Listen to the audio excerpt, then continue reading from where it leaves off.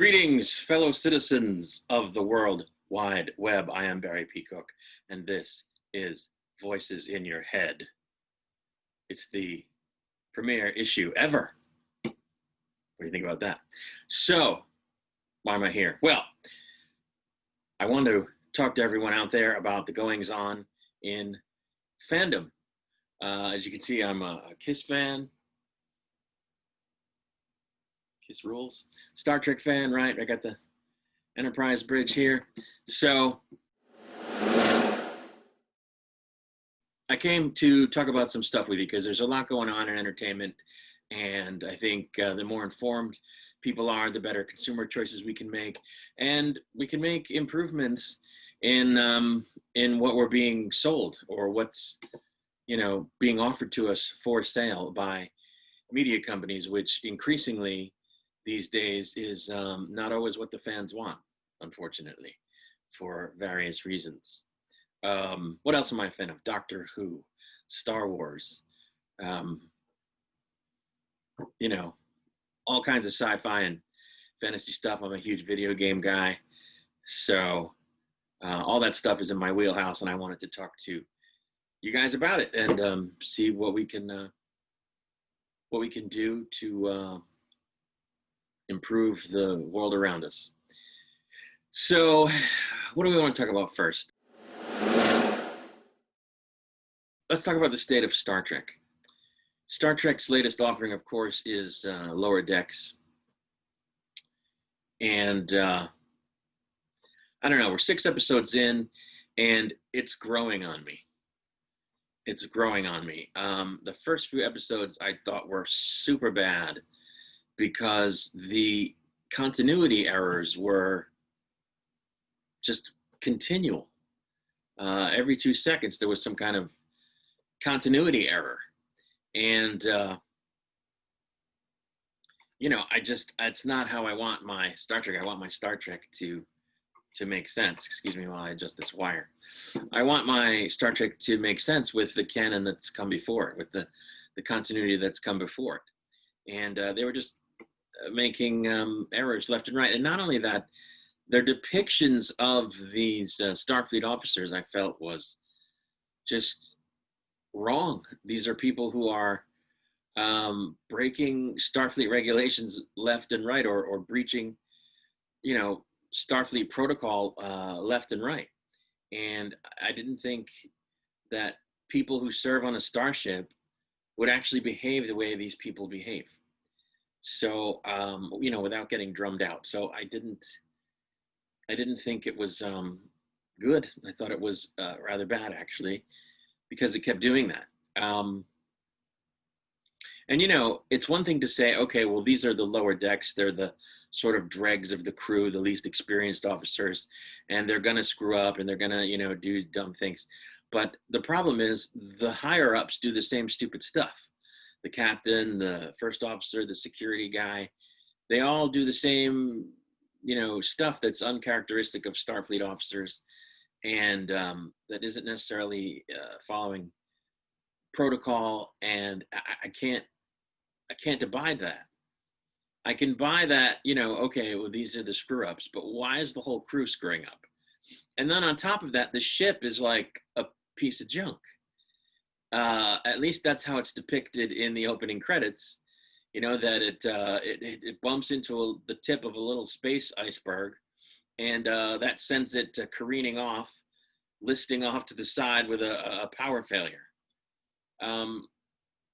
Or it taps a little space asteroid and it gets blown backwards and has to recover and fly towards the camera again.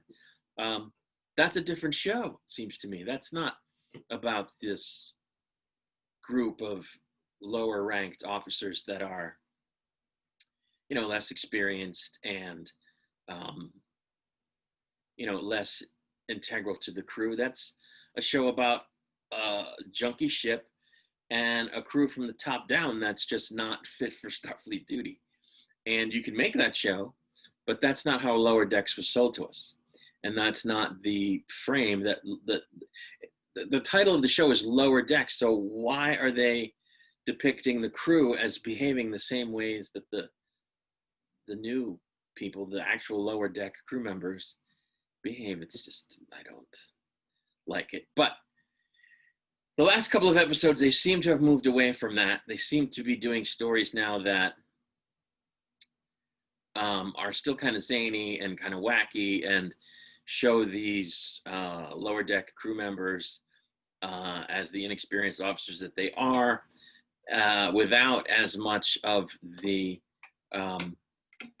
continuity breaking stuff that they were doing in the first couple of episodes. Without, for example, in the first episode, forgetting that they have site-to-site transport on the ship, forgetting that the transporter screens for things that are contaminating anything that's beamed up, people, objects, what have you. The first officer gets beamed up with a thing that has glommed onto him when he was on the planet, and it turns him into like a zombie, and then he bites the crew members and they turn into zombies. But it never would have happened. The transporter would have filtered that out before he got back on board in the ship, before he formed on the transport pad. And if it didn't, then when the doctor says, hey, we have to get, later in the episode, rather, after this all's happened, when Boimler comes up with the slime on him that ends up being the cure for the zombie thing, she says, we have to get this crew member to the sick bay. And they like run, through the corridors and stuff to rush him to the sick bay. Why? They have site-to-site transporters on these ships. So I just, stop doing that stuff.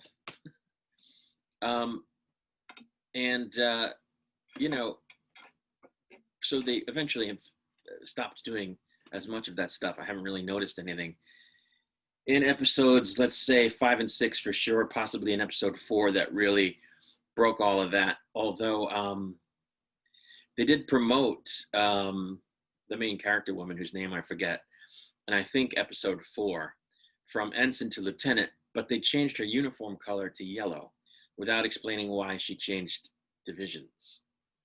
And I thought, did they not realize that the uniform change doesn't come with a promotion from ensign to lieutenant? Or do they realize that and they just didn't explain why she changed divisions? Either way, it's a screw up. And I don't know, I guess they're going to get better with that stuff as time moves on, because episodes 5 and 6, they seem to have been doing that. And don't get me wrong, it's got good stuff. I mean, it's the most Star Trek of all the Star Trek shows that have been coming out of CBS since and including Discovery. It looks like Star Trek is supposed to look. The music is the kind of music you expect from Star Trek. The opening sequence, for example, is very, very next gen, very Voyager, very Deep Space Nine. So they're doing that right. It looks like a Federation starship from the period. So that's great.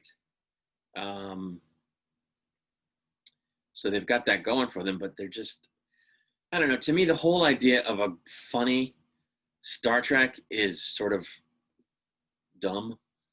Like, I can't escape the feeling when I'm watching this show that what I'm watching is the cast of The Big Bang Theory walking around like some kind of Star Trek land, like at a theme park, dressed in Starfleet uniforms and trying to play Starfleet, but ultimately they're themselves, and so they bungle everything, like they do on The Big Bang Theory. That's the feeling I get when I'm watching this, that it's not really Star Trek, it's people playing Star Trek who aren't very good at it. That's how it comes off. People using the technobabble, using props, wearing the uniforms, and walking around some kind of a space that's designed to look like, Star Trek, like the ships and like the planets, but ultimately just bungling it because they're not actually Starfleet. They're people playing Starfleet. That's how it comes off. So why would you want to make that show unless you were making it that show, as opposed to what they've made, which is a show with people who behave that way, but which is supposed to be, actual Star Trek and is supposed to fit into actual canon. At least that's my assumption. I haven't heard that it isn't supposed to fit into canon, meaning that, they could mention the Cerritos on Picard and they could mention Ensign Boimler on Picard. And, it's supposed to be in that same timeline, in the same timeline of Picard, in the same timeline of, Deep Space Nine, although after. So that's what troubles me. If you want to come out and say this is a goofy Star Trek cartoon, it exists outside of established canon. It doesn't. We're not, offering it as something that's supposed to fit in. These characters aren't part of the actual canon. These events aren't actual part of the continuity. Actually, part of the continuity. Then I could say, oh, this is just a goofy way to poke fun at Star Trek, and some of it's funny. I mean, some of the things they do in this show are things that have been done on the Big Bang Theory when the characters do in fact play Star Trek, which they do. They dress up in the uniforms and they sort of poke fun at Star Trek by poking fun at themselves playing Star Trek. And it's been done in other ways. Fans have been doing skits that make fun of Star Trek at conventions. And it's funny, it's cute, it's fun to look at Star Trek and go, yeah, there are certain conventions in Star Trek that are goofy. If you play them for humor, it can be funny. So that's cool, but don't offer me something like that that's supposed to be part of canon, that's supposed to fit in with the same continuity as Picard and, the Deep Space Nine and Voyager, although a couple of years after. Because that's just,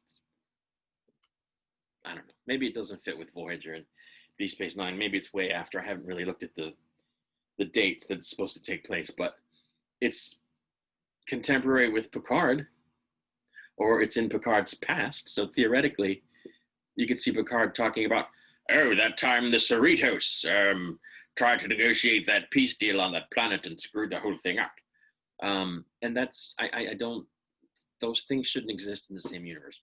Serious Star Trek like Picard shouldn't exist in the same universe as this goofy Star Trek. It should be in its own pocket universe, as they say. Let me talk briefly about Strange New Worlds. I didn't like Discovery Season 1 very much at all, for similar reasons to why I don't like Lower Decks. It violated established continuity constantly, or I won't say violated, contradicted. It contradicted the established continuity left and right, both in narrative and in technology. But I kept watching it because it's Star Trek. I'm a Star Trek fan. I wanted to see where it would go and would it get better. And I don't want to be left out of Star Trek. I want to be part of Star Trek, even if it's not great, and hopefully it'll get great. But in the second season, they introduced the Enterprise and Captain Pike and, Spock and Number One, which, by the way, they said they weren't going to do. They said they weren't going to bring up adult Spock, that we'd only see him as a child. But of course, they changed their minds. Because nobody's watching Discovery, and they had to bring in, as they say, the member berries, which I know Mecca Random 42 is always talking about the member berries, and she's right. That they're constantly bringing up. That's the other thing, just to get back to Lower Decks for a second. They're constantly throwing references in, and I like the references, so I think it's great. I have two complaints. One, there are too many of them, and two, they come way too fast. You can't keep up with them all. And what I was saying a minute ago about, oh, don't tell me it's part of the actual continuity if they're going to act this way, because I don't want to hear it. What sometimes people say is, and Mecca pointed this out in a recent video, what people sometimes say is, well, try to take your mind off the fact that it's Star Trek. Try to forget that it's Star Trek and just enjoy it for what it is. How can you do that when they're constantly referencing Star Trek? You can't. Mecca is absolutely right. So, yeah, but anyway, the member berry thing had to be put into action to get people to watch Discovery. So in season 2, it was all about Pike and Spock, and Number One was there, and the Enterprise was there. And I liked a lot of what I saw in season 2. Some of the episodes were more episodic. They didn't do so much of that. Well, they did. Obviously, it was very serial heavy, but they did have some episodic episodes. They had some episodes that felt more self-contained and encapsulated. like, you know, Star Trek of old, which is when Star Trek was at its best. Um, and I thought Anson Mount was terrific as Captain Pike. I liked them fleshing out the Pike character. I really liked them fleshing out the number one character. I thought that was great. But there's a downside to bringing in those characters, right? And one of those downsides is that they could say stuff about Spock that contradicts what we've known about Spock over all these years. I mean, the whole thing with his sister is already one of those things, but you can write that off. You can say, well, he just didn't mention her. Just like he just didn't mention Cybok. We've been there before.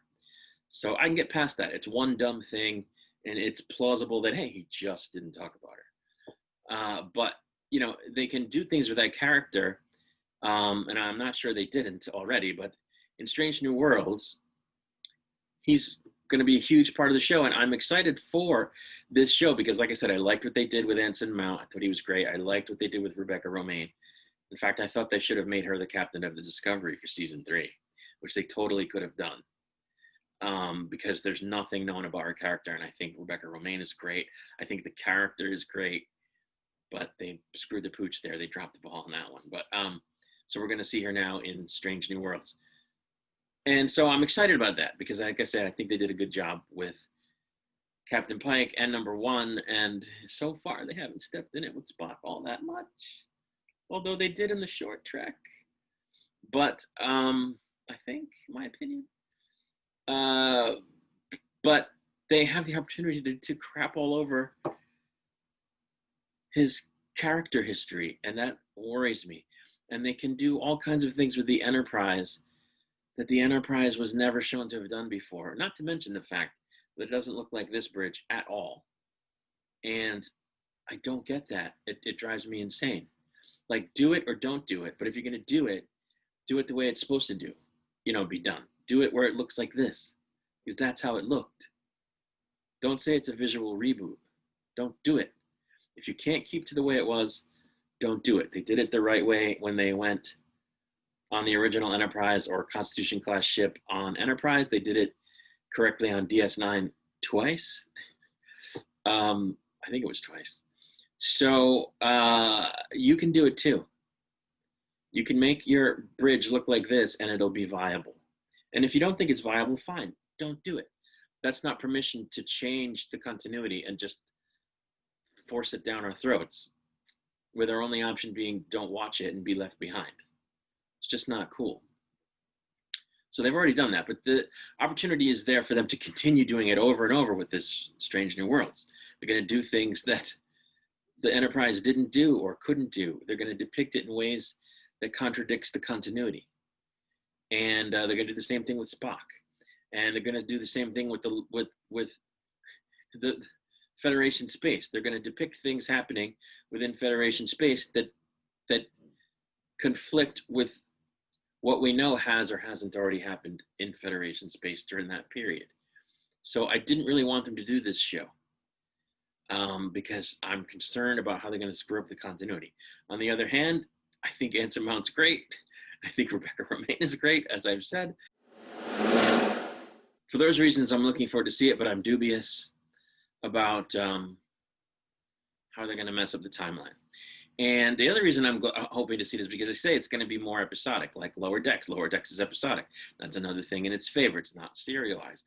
They're saying that Strange New Worlds is going to be episodic. And I will like that a lot if it's true. So here's hoping. But that's kind of where the state of Star Trek at this point. You know, Picard season 2 is supposed to happen. We're waiting for that. We haven't heard much about the Section 31 show lately, which in my opinion is good because I don't think they should be doing that either for the same reasons. It's going to mess with the continuity. But that's sort of the state of Star Trek at the moment. And I don't want to make this video too long. It's my first video, my inaugural video. And I'm kind of rambling. Hopefully we'll have more to talk about next time. For now, subscribe to the channel if you would. Also hit the notification bell so that you get notifications of every time I do a new video. And there you have it. I can be reached, by the way, at voicesinyahead@aol.com. I'm going to put it down here somewhere. I'm on the Facebook under Barry P. Cook. I'm out of Providence, Rhode Island. I am on the Twitter, also at Voices in Your Head, spelled the same way. I'm going to put it all up on the screen. And that's about it. So until then, my friends, peace and long life.